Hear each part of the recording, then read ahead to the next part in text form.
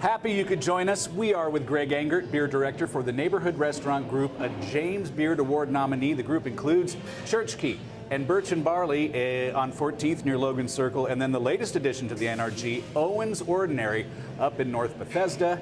Greg, it is always good to see you. Good to see you too, bud. Hope you had a good Christmas. Of course. New Year's is here. 2017, wow.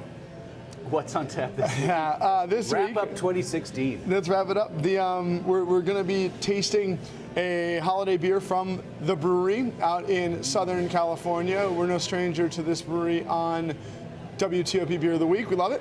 And every year since 2008, they've come out with another in the succession. This year, it's Nine Ladies Dancing. And a bit of a departure for them in some ways because it is, I don't know, a really cool hybrid. It's fermented with Belgian yeast, as many of the brewery beers are, but then it's also has elements of like an imperial brown ale or imperial stout or porter. So dark, kind of roasty, coffee, cocoa nibs, vanilla. It's kind of their take on tiramisu. Okay. That's the idea. Yeah, I definitely get the coffee in the nose and maybe a rhyming word, toffee. Yep, coffee and toffee. There's lots of like kind of vanilla cupcake frosting in there.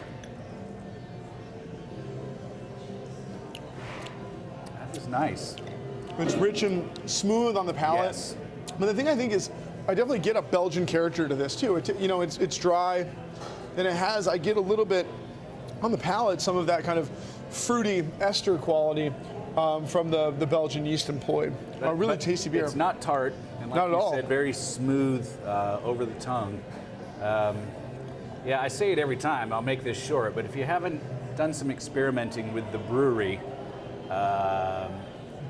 you're missing out. Check it out. They just these guys are wizards, for lack of a Very balanced. word. And this is, believe it or not, 11.3% alcohol. So something that does not taste nearly that strong. And it's also, I should mention, brewed with some lactose milk sugar. So it's got a little bit of like that kind of sweet creaminess on the palate. And I'm not in love with everything they do. Some of it is just not, my favorite style, but they're so consistently good. It's always interesting. How soon? Okay, you're like, well, we got to do Nine Ladies Dancing this year. When do you start brewing that? That's a great question. And I think that most brewers who are getting ready to release, it all depends on when you intend to release your holiday beer. And we've talked before on the show about seasonal creep. Because holiday beers are so popular, you'll find some brewers brewing those beers even earlier and releasing them earlier. The classic example has always been like Oktoberfest and pumpkin ales coming out in June when nobody really wants them because they're trying to capitalize on the popularity of the style, knowing that the sell date's going to come to an end.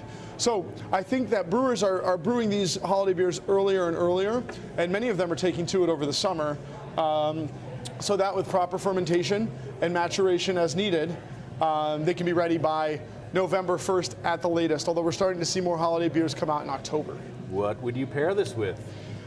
So I think that this is going to be great with savory food as it would be with sweets, and I think that makes it really great. I could see doing this with richer stews and chilies and ribs. You could do it with barbecue chicken because it's got a little sweetness up front, some dark fruit.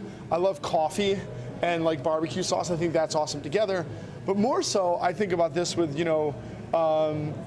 waffles and like classic cider donuts, coffee cake, beignets would be fantastic.